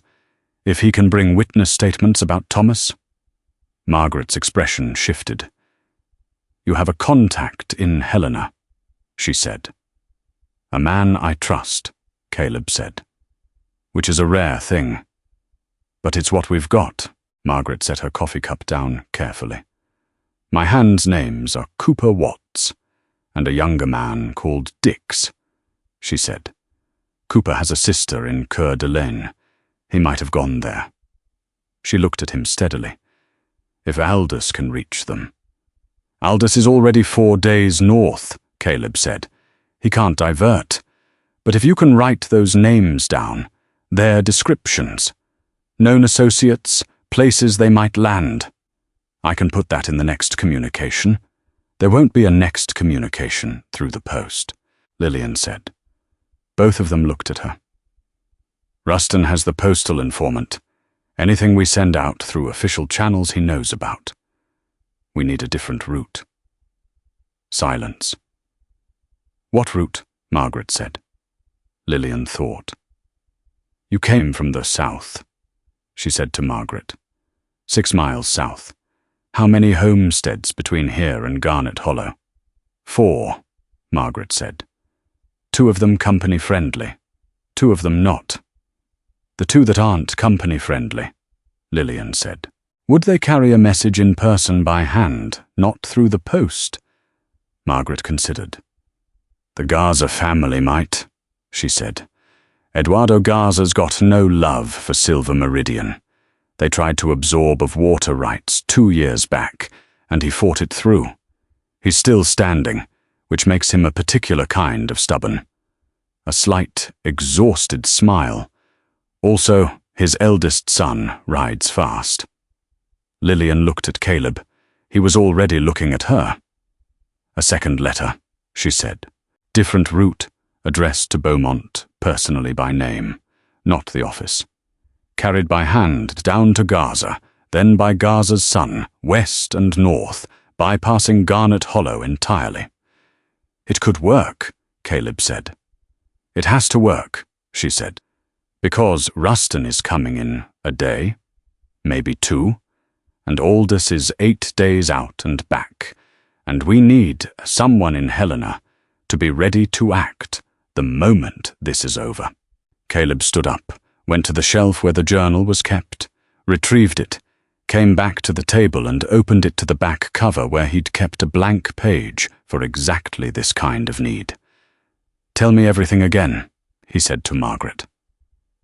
Every date, every name, every specific thing you can remember. I'm going to write it down, and this time it's going to Helena before Rustin can stop it. Margaret Tully straightened in her chair. For the first time since she'd ridden up the trail, she looked like something other than a woman who had buried her husband alone. She looked like someone with purpose. All right, she said. Where do you want me to start? What? They wrote for 2 hours. It was dark by the time Caleb sealed the letter. Not in an envelope, but wrapped in oilcloth tied with cord, the kind of package that could survive rain and hard riding, and the inside of a saddlebag. He wrote Beaumont's name on the outside. Nothing else. Lillian watched him set it on the table. If Garza's son rides tonight, she said, he'll be 2 days ahead of Rustin's men getting to Helena, Caleb said. If Beaumont moves fast. Beaumont will move fast, Margaret said from across the table. She said it with certainty, like she knew something about it. I knew his wife before she passed. Eleanor Beaumont was a woman who didn't tolerate slow movement on matters of justice. She raised her husband the same way. Caleb looked at her. You knew Eleanor Beaumont, he said. 30 years ago, Margaret said. Before Helena. Before any of this. She looked at the oilcloth package. Life is strange about circles. Lillian looked at this package, too. Somewhere below them in the dark valley, Rustin was likely doing the same thing they were preparing, calculating, planning the next move on a board they were all playing, whether they'd chosen to or not. The difference was he had 15 men and a company behind him. They had a mountain, a letter, and each other. She thought about what Caleb had said. Commit to a thing. She reached across the table and put her hand over the package, not picking it up, just setting her hand on it, the way you put your hand on something real to remind yourself it's there. Caleb saw. He put his hand over hers, not holding it, not gripping, just there, present. Margaret looked at her coffee cup with careful discretion. After a moment, Lillian turned her hand over under his. They sat like that for a while, in the lamplight, with the letter between them, and the mountain around them, and the night settling in close and cold. And neither of them spoke, because there was nothing left to say that their hands weren't already saying. Outside, the wind picked up along the east ridge. Tomorrow was coming, whether they were ready for it or not. Gaza's sun left before midnight. Lillian stood at the fence and listened to the hoofbeats fade south until the mountain swallowed them completely, and then there was only the wind and the dark and the particular silence of a decision already made and released into the world. She went back inside. Margaret had taken the floor by the fire without being asked. Rolled in a blanket she'd carried in her saddlebag, and was asleep inside 10 minutes with the abrupt, total exhaustion of a woman who had been holding herself upright through sheer will for 6 days and had finally found a place where she could let go. Lillian watched her for a moment, the way her breathing slowed, the way her face lost its careful control, and felt something fierce and protective rise in her chest. Caleb was at the table, the journal open in front of him, adding notes. She sat across from him. "You should sleep," she said. "Both of us should." "One more thing," said, without looking up. She waited. He wrote 3 more lines, closed the journal, looked up. "If Ruston comes while it's dark," he said, "the wire alarm on the north approach gives us maybe 40 seconds of warning. The east draw gives us less. If you hear the wire, anything even wind on it that sounds wrong, you wake me immediately. Don't assess it yourself first. You wake me. And if it's you that's already awake," she said. "Then I wake you," he said. "We don't make decisions alone tonight." She looked at him. "Together," she said. "Together," he said. She went to the bed and lay down in her clothes and stared at the ceiling and waited for sleep to take her. And it did eventually. Not peacefully, but completely, the way exhaustion always won in the end. She dreamed about the canyon, the rope on her wrists. But in the dream, when she turned around, the man standing where Caleb had been was nobody. Just an empty trail. And she woke from that with her heart loud in her chest, and the grey pre-dawn light coming through the cabin's single east window, and Caleb already awake at the fire, and she understood with a clarity she hadn't expected that the dream had frightened her more than Rustin ever had. He came the next afternoon. They heard them before they saw them. Not the way they came from the main trail, openly not trying for stealth. The sound of horses and tack and men's voices carrying up the switchback with the confidence of numbers. Caleb was at the fence when the sound reached him. He turned and looked at Lillian, who was behind him with the Winchester. "How many?" Margaret said. She was at the cabin door, her voice flat. Caleb listened. 16, he said. "Maybe 17. Lillian absorbed that. "More than you expected," she said. "Some," he said. "Go to the east draw position, now. Don't wait." "Not yet," she said. Lillian. "Not yet," she said again. "Let's see how he plays the opening. If he thinks this is a negotiation, we learn something.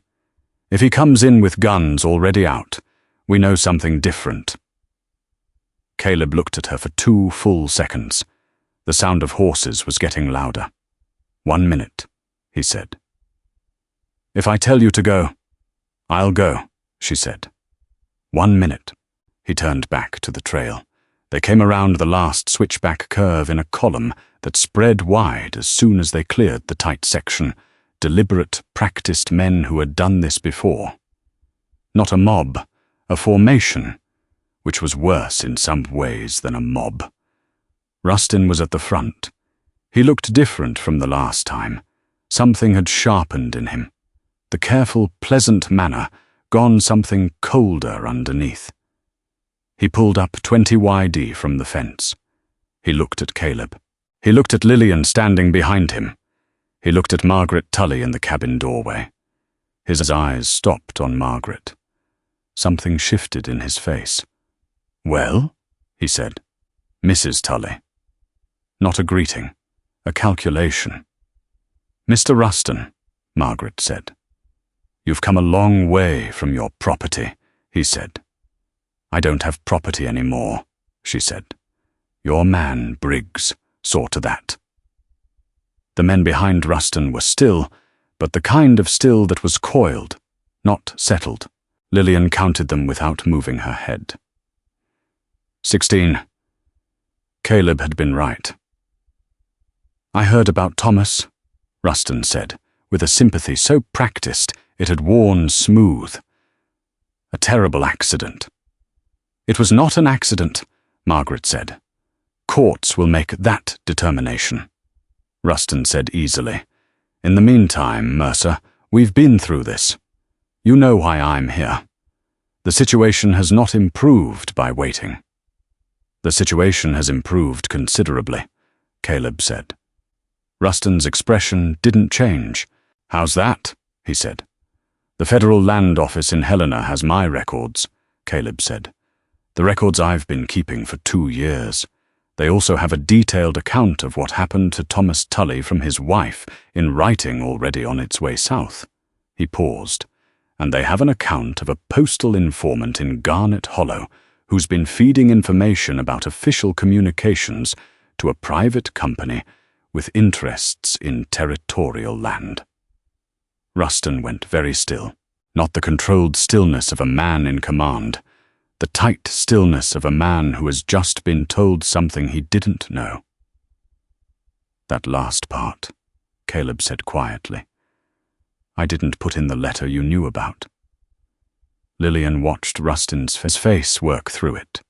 The postal informant Caleb had told her last night, after Margaret was asleep. He'd included it in the oilcloth letter to Beaumont, hadn't mentioned it in the first letter which Rustin had presumably read, which meant Rustin had believed he had complete information. He didn't. "You're bluffing," Rustin said. "I don't bluff," Caleb said. "I've been building a case for 2 years. I had the evidence. I needed an incident clear enough that even a cautious federal office couldn't look away from it." He didn't look at Lillian when he said it, but she felt it, the acknowledgement of what her situation had made possible. "I've got that now." Rustin's jaw was tight. "Mercer," he said, "you are one man on a mountain. Whatever letters you've sent, whatever records you think you've got, it means nothing in the next 10 minutes. Send the women down to me, and this ends clean." "No," Caleb said. The word was so simple and so final that it seemed to alter the temperature of the air. 14 men behind me," Rustin said. 16, Caleb corrected, "and I've already accounted for every one of them." Rustin's hand moved just slightly toward the men on his left. "A signal." Caleb raised his rifle before the signal finished. "Don't," he said. Rustin's hand stopped. "You can't take 16 men," Rustin said. "I don't need to take them," Caleb said. "I need to make it cost more than it's worth.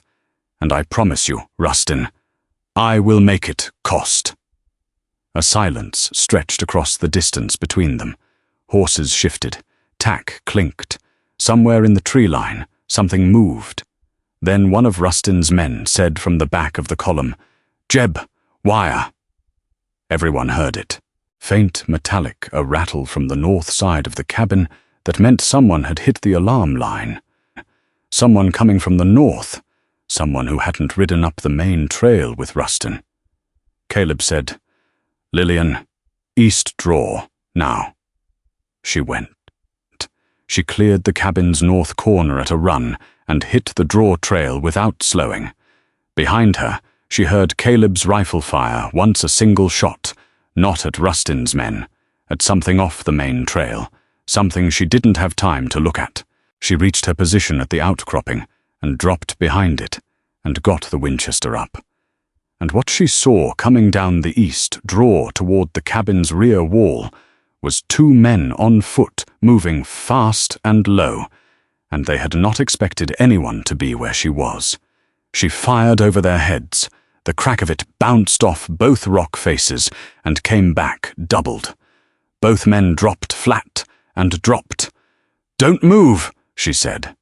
Her voice came out level. She was distantly surprised. "I can see both of you, and I won't miss the second shot." Neither of them moved. "Hands," she said. "Let me see them." 4 hands went up from the ground. She held the position, one eye on the 2 men in the draw, one ear tracking the sounds from the main approach. Caleb's rifle again, once the sound of horses suddenly in motion, shouting. She couldn't fully make out. Then Margaret's voice from the cabin, sharp and unexpected. "Lillian." 3rd man coming around the south fence. She had half a second to make a decision. The 2 men in the draw were flat and unarmed by their own hands, showing empty. She pivoted south and saw the 3rd man coming fast around the corner of the cabin's fence line, already close, already raising his pistol. She fired. She hit his right shoulder. He spun and went down, the pistol skittering across the rock. She swung back to the 2 men in the draw, still flat, still hands up. "Smart," she said, slightly breathlessly. Her hands were shaking. She noticed that academically, the way you noticed something about weather, they were shaking. But the rifle was steady. That was the part that mattered. From the main approach, the shooting had stopped. Silence. Not the clean silence of resolution, the held-breath silence of something paused. She heard Caleb's voice carrying clearly from the choke point above. "Rustin, call your men back."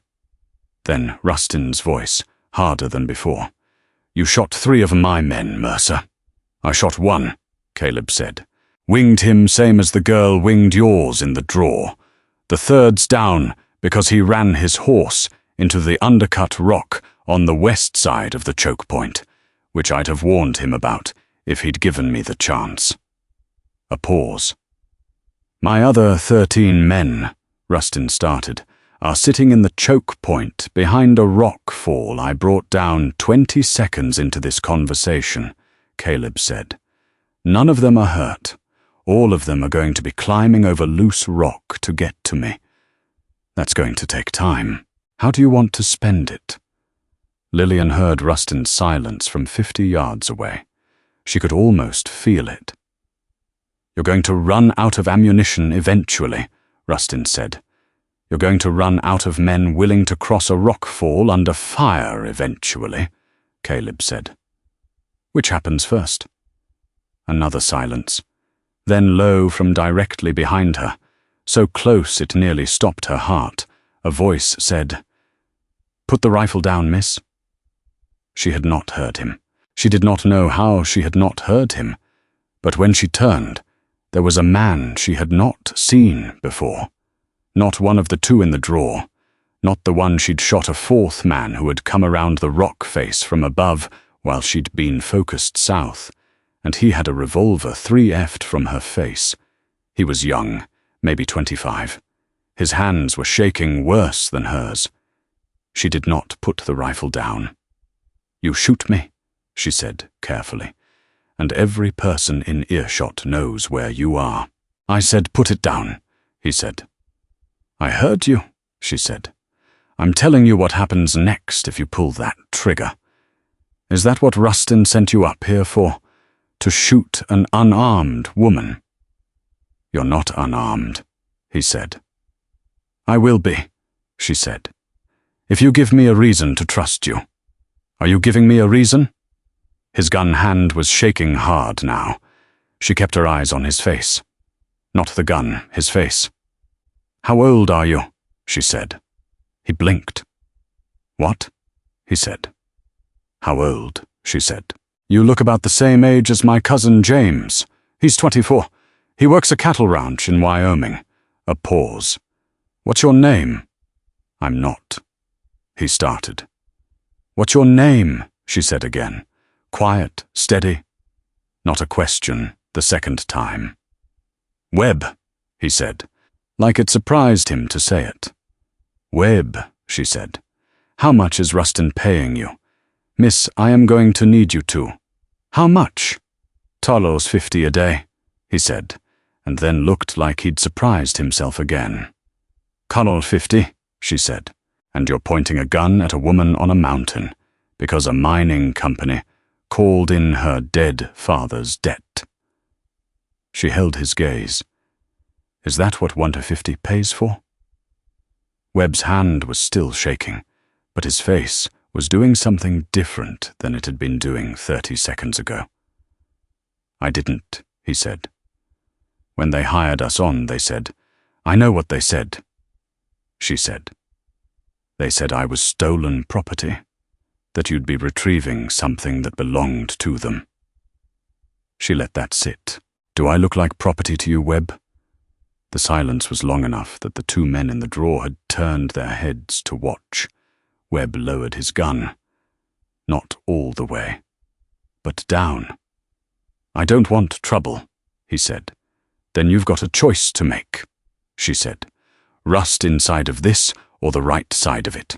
And I need you to make it in the next 30 seconds because I've got 2 men on the ground in this drawer and 1 more around the south fence. And I need to know where you stand. Webb looked at the 2 men in the drawer. He looked at her. He holstered the revolver. I'm not shooting anybody today, he said. Good, she said. Sit down and don't move. He sat down. She turned back to the main approach and raised her voice. Caleb, here. He called back close now. I've got 3 secured in the drawer, she said. 1 more who's made a better decision. A pause. Then, Rustin just made a run for the south trail. Everything in her chest dropped. He's running, she said. Without his men, Caleb said. And his voice had something in it she hadn't heard before. Not anger, not satisfaction, something colder. He decided the odds changed when the rockfall hit. He turned and rode before his own men finished sorting out what happened. One of the men in the drawer, the larger one, laughed, a short, disbelieving sound. He left us, the man said. Yes, Caleb said. He had rounded the cabin corner and was coming toward her position, rifle in hand, moving fast. His hat was gone, and there was dust and a small cut above his right eye that was bleeding steadily, and he looked like the mountain itself had been walking. He left you. He stopped at the outcropping and looked at the 4 men, 2 on the ground, 1 sitting on a rock with a holstered gun, and the 1 around south with a shoulder wound. He looked at Lillian. His eyes went over her completely, fast, checking. You're all right, he said. It wasn't a question, but it was. I'm all right, she said. He looked at the cut, which she hadn't noticed until he reached up and wiped blood from his eye with his sleeve. You're bleeding, she said. Rock fragment, he said. When I brought the fall down, it's nothing. It's bleeding on your face, she said. I'm aware, he said. Caleb. Lillian. He said it the way he'd said her name the night before, on the flat rock with that particular weight. I need to go after Rustin. She went very still. He's running, she said. Let him run. The letter's already on its way to Helena. If Beaumont acts, Rustin running means Rustin regrouping, Caleb said. He goes back to Garnet Hollow. He gets new men. He comes back up here with a different story about what happened today. He's got the money and the connections to bury this before Beaumont can act on anything. His voice was level, but fast, the most words she'd heard from him in one stretch. If I don't stop him now, You said you weren't going to fight a mining company, she said. You said you were going to defend your property.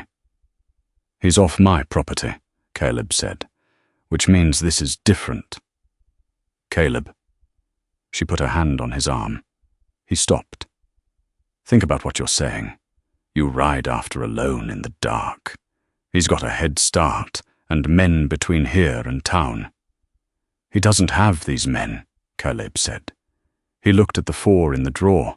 He looked back at her. She saw what he was thinking. No, she said. They left, said the larger man in the drawer who had been listening. His name was, she would learn later, Clive. He said it without emotion, like it was a thing he was still working out the implications of.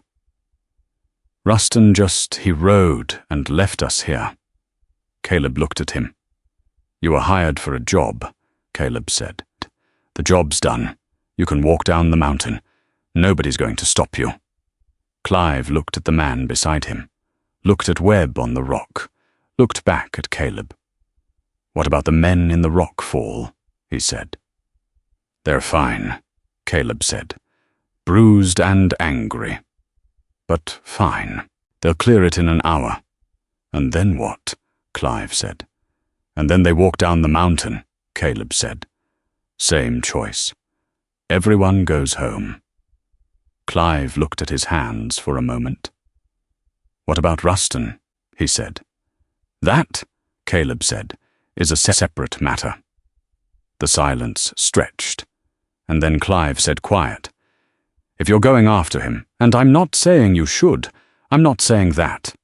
But if you are, he took the South Trail fast. He's not a good rider when he's scared. He'll slow when the trail widens. About 2 miles south, there's a dry creek crossing rock bottom. Horses always slow there. Caleb looked at him for a long moment. Why? He said. Clive met his eyes. Because Thomas Tully was my neighbor before I went to work for Silver Meridian, he said, and I needed the $1.50 a day. A pause. And because I know what Briggs did, and I've been living with that. The east drawer was quiet. Lillian took her hand off Caleb's arm. Go, she said. He looked at her. Margaret's inside, she said. Webb's made his choice. Clive knows the ground. I can hold this position until you're back. She met his eyes. Go stop him and Caleb. I know, he said. Don't become them, she said. He looked at her for 1 full second, a look that carried more than either of them had said out loud in 13 days. And then he turned and moved south at a pace that was not quite a run, but close to it, rifle in hand, disappearing around the cabin corner. She stood at the outcropping and listened to his footsteps fade. Then she turned to Clive and Webb, and the man with the shoulder wound, who was sitting up now and looking pale and confused. All right, she said. Someone help him get that coat off so I can look at that shoulder. And someone tell me your name. Harlan, said the wounded man. Harlan, she said. You're going to be fine, but I need you to stop moving that arm. She went to him, and behind her the mountain settled into a silence that was different from all the silences before it. Tense and wide open like a held breath. Like the moment before something resolves into whatever it was always going to become. Margaret came out of the cabin with a cloth and a water tin without being asked. Their eyes met. He went after him, Margaret said. Yes, Lillian said. Will he catch him? Lillian pressed the cloth to Harlan's shoulder. He winced. Caleb Mercer has been on this mountain for 6 years, she said. Ruston spent 1 afternoon on it. Margaret looked south toward the trail Caleb had taken. Lord have mercy, she said quietly. Not a prayer exactly. Not exactly one either. Lillian focused on Harlan's shoulder and kept her hand steady and did not let herself think about the dry creek crossing 2 miles south, the rock bottom, where horses always slowed the man riding hard, to catch a man who deserved to be caught. She waited. The mountain waited. And somewhere below, in the last of the summer light, the reckoning she and Caleb had been building toward for 13 days was running full speed down a south trail with nowhere left to go. Harlan's shoulder stopped bleeding inside 20 minutes. Lillian tied off the bandage with the precise economical movements of someone who had learned to do things correctly the first time, and Harlan sat very still through all of it with the expression of a man reassessing every decision he'd made in the past 2 weeks. "You've done this before," he said. "My father's hands," she said. "Mining accidents. I learned young." She tied the final knot and stepped back. "Don't use that arm for 3 days. After that, move it slowly. If it swells or goes hot, you've got infection and you need a doctor." Harlan looked at his shoulder, looked at her. "I'm sorry," he said, "for what I was part of today." She looked at him for a moment. "I know," she said. "Go home, Harlan." He nodded. He got up carefully and walked south, and she watched him go, and then she turned to where Clive and Webb were sitting against the cabin wall, and the three of them existed in the particular quiet of people waiting for something they can't control. Margaret came out with coffee. Nobody had asked her to make it. She made it anyway. Clive wrapped both hands around his cup. "How long has he been gone?" he said. "An hour," Margaret said. "The creek crossing is 40 minutes at a hard ride," Clive said. "If Ruston slowed like I said, he'll be back," Lillian said. She said it the way Caleb said things, not because she was certain, because she had decided to be. Webb looked at her sideways. "You love him," he said. It came out like an observation, not an accusation. Young man's voice, still surprised by the things he noticed. She didn't answer right away. "Drink your coffee, Webb," she said. He drank his coffee, but she saw him almost smile. She set her own cup down and walked to the flat rock on the east side of the cabin, the one where she and Caleb had sat twice now in the dark, and she stood there and looked south and waited. The summer evening was long and gold and very still. She waited.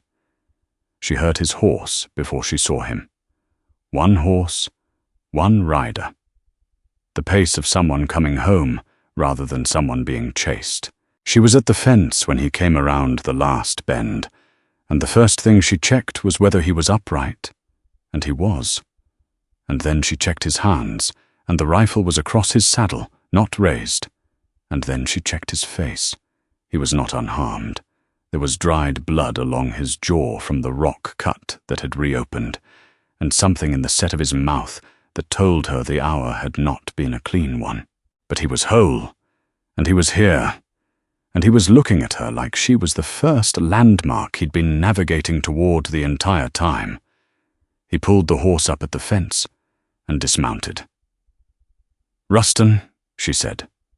"At the creek crossing," he said, like Clive said. And he was quiet a moment. He looped the reins over the fence post with the deliberate movement of a man organizing his words. "He tried to run when he saw me coming," he said. His horse slipped on the rock bottom. He went down. A pause. He wasn't badly hurt, shaken, angry. He met her eyes. He had a lot to say. "I imagine," she said. "He said I had nothing, that the records meant nothing, that Beaumont would be handled the same way the Marshal was, that men like me always." He stopped. His jaw was tight. He had a great deal to say about men like me. She waited. "I had his gun," Caleb said. He was on the ground. His horse was 50 yards away. There was nobody within earshot. He said it plainly. It would have been the simplest thing in the world. The silence was absolute. "But you didn't," she said. "No," he said. "I didn't." What did you do?" He reached into his coat and produced a length of rope, not braided leather, plain cord, the kind anyone carried for camp use. "I tied him to a tree," he said, wrists behind him around the trunk, comfortable enough. "He'll be there until one of his men finds him, or he works himself loose, whichever comes first." She stared at him. "You tied him to a tree?" she said. "Yes. Jebediah Ruston, you tied him to a tree." "I also took his boots," Caleb said, "so he couldn't walk out before his men got there, and his gun, and his horse, which I've left at the Gaza place on the way back up." Something was rising in Lillian's chest. She tried to hold it down and couldn't. She laughed, not the surprised, reflexive laugh of 2 weeks ago, a full laugh from somewhere real, and she put her hand over her mouth, and it didn't help, and Caleb stood there watching her with something in his face that she was now certain was a smile, even if his mouth hadn't fully committed to it. "You took his boots," she said. "Man runs better with boots," he said simply. "I didn't want him running." She pressed both hands to her face and got herself under control, and when she looked at him again, the laughter had settled into something warmer and more permanent. "Come inside," she said. "That cut needs cleaning." "It's fine," he said. "Caleb." "It's inside," she said. He came inside. "Be my check." She cleaned the cut at the table, while Margaret pretended to be very busy at the fire, and Clive and Webb sat outside and gave them the privacy that the small cabin's single room didn't technically offer, but that decent people could approximate. He sat still while she worked. He was good at sitting still. She'd noticed that early. It was one of the things about him that had taken her longest to understand, because she'd been trained from childhood to read stillness in men as either threat or absence. His stillness was neither. It was presence, the most complete kind. "Does it hurt?" she said. "Some," he said. "You should have said something earlier." "There were other things to attend to," he said.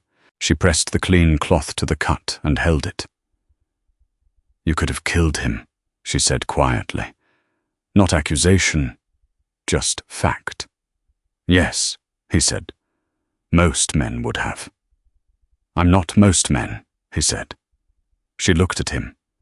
His eyes were level and close, and she was near enough that she could see the particular lines around them, the ones put there by weather and solitude, and 6 years of a life lived entirely on its own terms. "No," she said. "You're not." She held the cloth a moment longer than necessary. Neither of them said anything about that. Then Margaret said from the fire, not turning around, "Coffee's ready." Lillian stepped back. "Thank you, Margaret," she said, and her voice was only slightly different from normal. Clive left the next morning. Webb left an hour after him. Clive shook Caleb's hand at the fence, which surprised her. A long handshake, both men looking at each other with the acknowledgement of people who have ended up on opposite sides of something, and know it could have gone differently, and are both aware of that. "What will you do?" Caleb said. "Go back to the Henderson claim area," Clive said. "There's work there for a man who can fix fence and doesn't ask too many questions." He picked up his hat. "And maybe answer some questions if the right person asks them officially." Caleb nodded. "I'll put your name in my next letter to Beaumont," he said. "As a cooperative witness, that'll carry weight." Clive nodded once. He turned and went down the trail. Webb lingered. He stood at the fence with his hat in his hands and looked at Lillian with the expression of a young man who has had a formative experience and is still processing it. "That thing you did," he said, "in the drawer, talking to me instead of—" He paused. "You didn't have to do that." "Yes, I did," she said.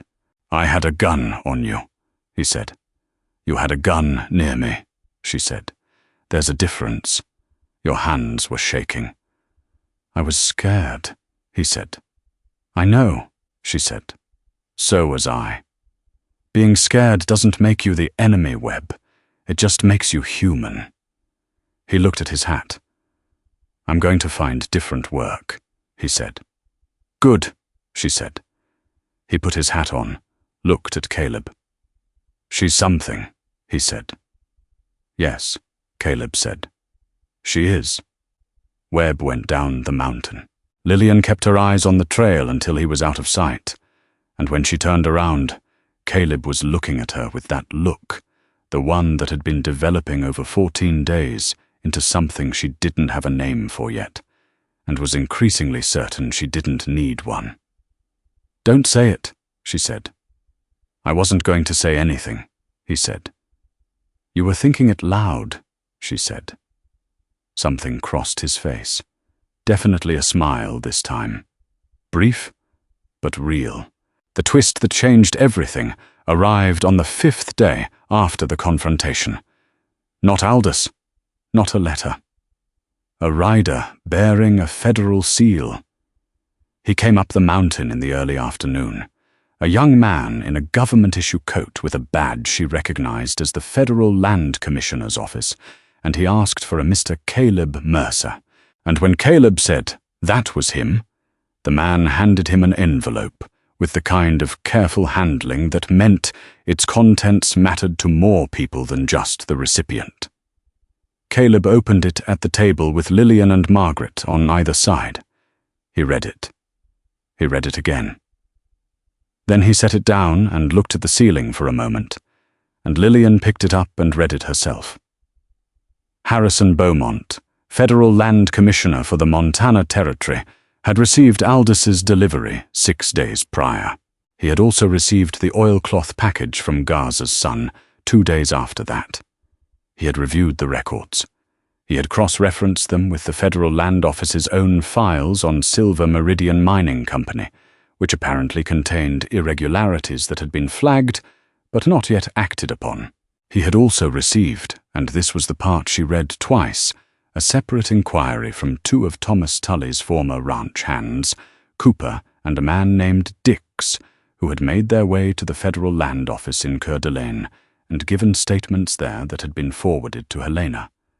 The result, Clement Wardlow had been placed under federal inquiry, pending investigation of Silver Meridian's land practices, debt collection methods, and the specific circumstances of Thomas Tully's death.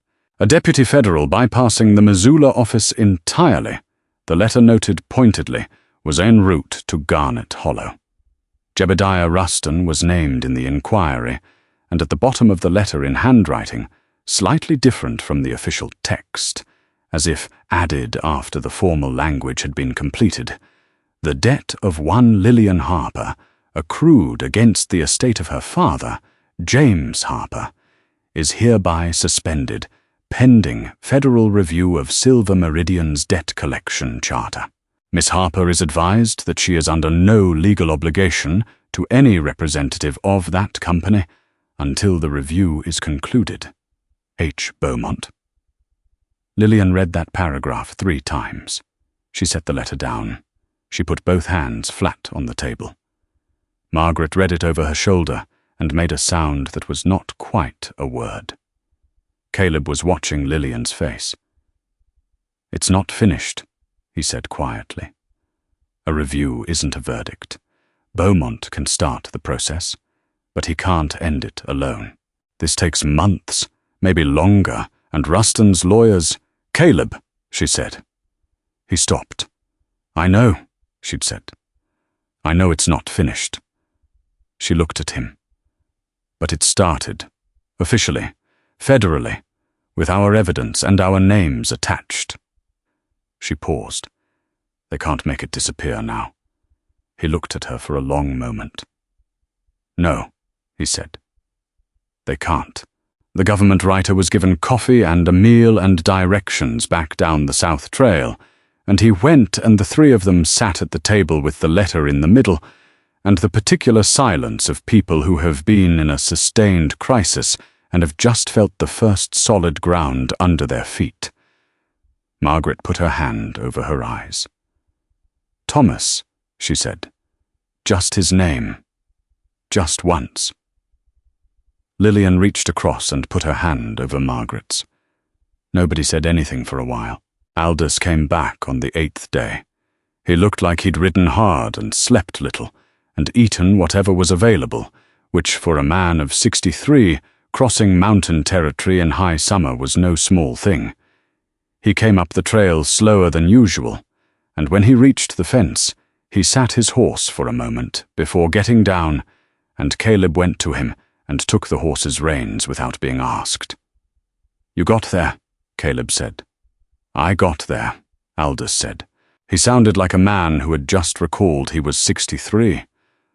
"Beaumont is—" He stopped. "He's a serious man. He took that journal and he read it right there at his desk, with me sitting across from him, and when he finished, he looked at me and he said, 'This should have come to my office 2 years ago.' And I said, 'Yes, sir, it should have.' And he said, 'Well, better late than never.'" Caleb was quiet. "He's moving on it," Aldous said. "He was already moving on it before I left. Something about those ranch hand statements coming in on top of everything else," he said. "It changed the category of the matter from civil dispute to criminal inquiry." Lillian was standing at the fence, and she let out a breath she had been holding, she thought, for approximately 16 days. Aldous looked at her. "Miss Harper," he said, "I heard what happened up here while I was gone. Whole ride back up I was worried about what I'd find." "We're all right," she said. "I can see that," he said. He looked at Caleb, then back at her. "I can see quite a lot, actually." "Aldous," Caleb said. "I'm going inside to sit down." Aldous said, "My knees hurt. I'm 63 years old and I've just ridden to Helena and back in 8 days and I deserve a chair." He went inside. Lillian looked at Caleb. Caleb looked at Lillian. "He's not wrong," she said. "He can see quite a lot. He's always been observant," Caleb said. "It's irritating." She almost smiled.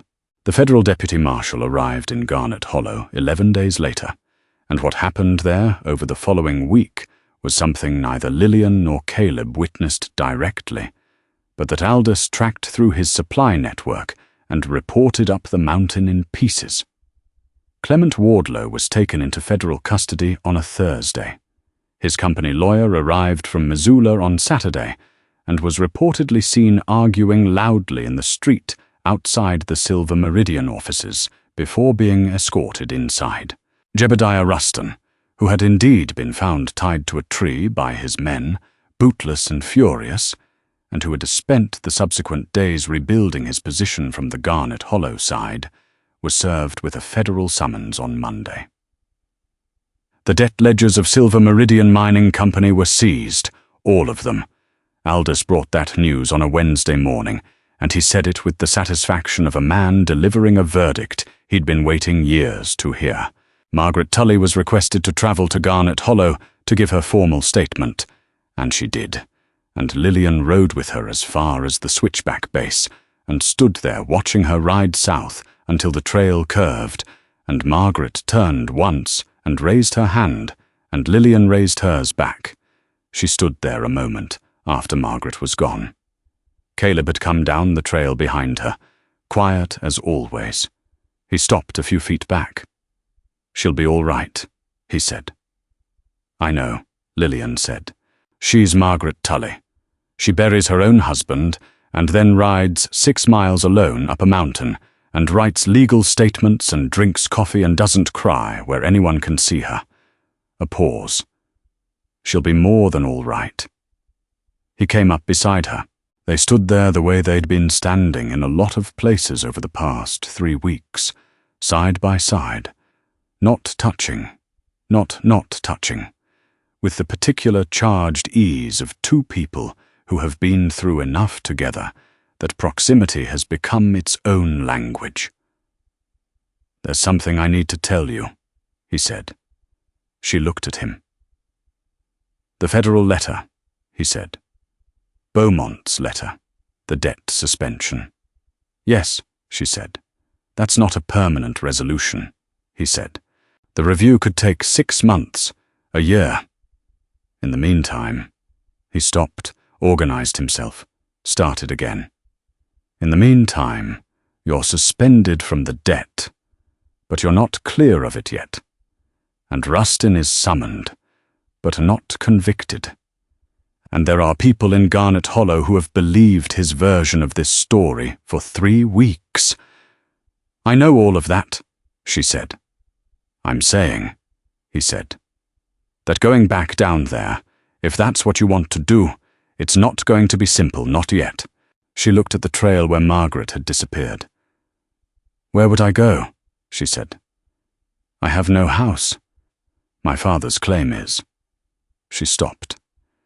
"Everything I had was tied to a man who's now in federal custody." "Yes," he said. Silence. "Caleb," she said, "what are you actually saying?" He was quiet long enough that a lesser woman would have filled the silence. She didn't. "I'm saying," he said finally, "that the cabin has 2 rooms if I build the second one, which I've been meaning to do for 2 years. The south wall gets good winter light, and I've had the lumber staged since spring." He kept his eyes on the trail. "I'm saying the garden is too large for 1 person, and I've known it since I planted it. I'm saying—" He stopped. She waited. He turned and looked at her. "I'm saying I don't want you to go," he said, plain and flat and real the way he said everything. "I'm saying this mountain has been honest company, but it's been quiet company. And I've learned in the past 3 weeks that I don't want it to be quiet in the way it was before." He held her gaze. "I'm saying I'd like you to stay, if you want to, for no reason other than that I want you here, and I believe a breath. I believe you might want to be here too." She looked at him. 3 weeks ago, she had been tied to a horse in a canyon, screaming a name that nobody answered. She thought about her father saying, "Worry is just praying for what you don't want." She thought about what Caleb had said on the flat rock, that she was who she was, regardless of what they'd told her in that town. She thought about split wood and rifle practice, and coffee before dawn, and a hand over hers on a letter that was going to change things for people they hadn't even met yet. She thought about how she'd felt waking up that last morning, before Rustin came, with the smell of coffee and the sound of him moving, and the word safe landing in her chest, like something that had been looking for a home. "The south wall gets good light," she said. "All winter," he said. "I've never built a room," she said. "I'll teach you," he said. "Same as the rifle. Show you 1 step back, let you work it out." She looked at him for a long moment. "I have conditions," she said. His expression didn't change, but something in his eyes did. "Tell me," he said. "Equal say in decisions," she said. "Not your mountain and your cabin with me living in it. Our place if I stay. Both of us." "Yes," he said. "And you stop walking wide around me like I might startle," she said. "I've been watching you do it for 3 weeks, and I understand why you started, and I'm telling you now that you can stop." He was quiet a moment. "I'll try," he said. "And one more thing," she said. "Yes." She reached up and touched the cut on his jaw, fully healed now, just a pale line the way she'd been wanting to for 10 days without knowing it was what she wanted. He went very still, but not the guarded stillness of before. The present kind. The kind that meant he was here, entirely here, and staying. "Don't ever ride after a man alone again without telling me first," she said. He looked at her hand on his face. He looked at her. That, he said. I can promise. She lowered her hand, but he reached up and caught it before it was fully gone, and he held it not tightly, the way you hold something you don't intend to keep from leaving, but that you want to know you're holding while it's there. They stood like that on the mountain trail, with the summer afternoon long around them, and Garnet Hollow, somewhere below, working through its reckoning, and the East Ridge, bright and clean above. We should go back up, she said. Yes, he said, but neither of them moved. The territorial hearing convened in Helena 7 months later. Clement Wardlow was convicted of fraudulent debt collection practices under federal charter. 3 other Silver Meridian officers were convicted alongside him. Jebediah Rouston was found guilty of criminal trespass assault against Thomas Tully, reduced from murder. A verdict Margaret called insufficient, in a voice so level it was more devastating than fury and coercion of witnesses. He was sentenced to 8 years. It wasn't enough. Margaret said that too plain and clear in the hallway outside the courtroom, and Lillian stood beside her and didn't argue, and didn't offer comfort that would have been hollow. She just stood there, which was what Margaret needed, someone standing next to her, not watching. 23 families in the Bitterroot Valley had debts to Silver Meridian suspended or discharged entirely. The company's land claims north of the established boundary were returned to their original owners or transferred to territorial jurisdiction. The Harper debt, $400 less, the $230 her father had already paid, was officially and permanently erased. The letter from Beaumont's office arrived at the Garnet Hollow postal office in February, and Aldous brought it up the mountain on his next supply run, along with 3 months' worth of other correspondence and a bottle of whiskey he said was for the occasion. Caleb read the letter, handed it to Lillian. She read it. She folded it and set it on the table and looked at it for a moment. "It's done," she said. "Yes," he said. She looked up at him. He was across the table watching her with that quiet, complete attention that she had stopped being surprised by and started relying on, like she relied on the east window for morning light. "My father would have—" She stopped. Her throat was tight and she didn't try to fight it. He would have hated that it took this long, but he would have— She pressed her lips together. He would have liked knowing it ended right. Caleb came around the table. He sat down beside her, not across from her, close. "It ended right," he said. She leaned her head against his shoulder. He put his arm around her. They sat like that in the cabin that was no longer a single room. The south wall had gone up in October, Lillian having proven she had more aptitude for construction than either of them had expected, with the winter light coming through the new window and Aldous' whiskey on the table, and the mountain holding steady outside. In March, when the first suggestion of spring showed in the south-facing slope of the valley, a man from a newspaper in Missoula wrote up to ask about the Silver Meridian case. He had heard there was a woman involved. He had heard there was a mountain man. He wanted the story. Lillian let him in, gave him coffee, and listened to his questions. When he asked if she planned to stay on the mountain or return to civilization, she looked at Caleb, who was at the workbench doing something with a harness that didn't need doing quite yet, and was listening to every word. She looked back at the newspaper man. "I am in a civilization," she said. "One I helped build." The man wrote that down. When he left, Caleb set the harness down.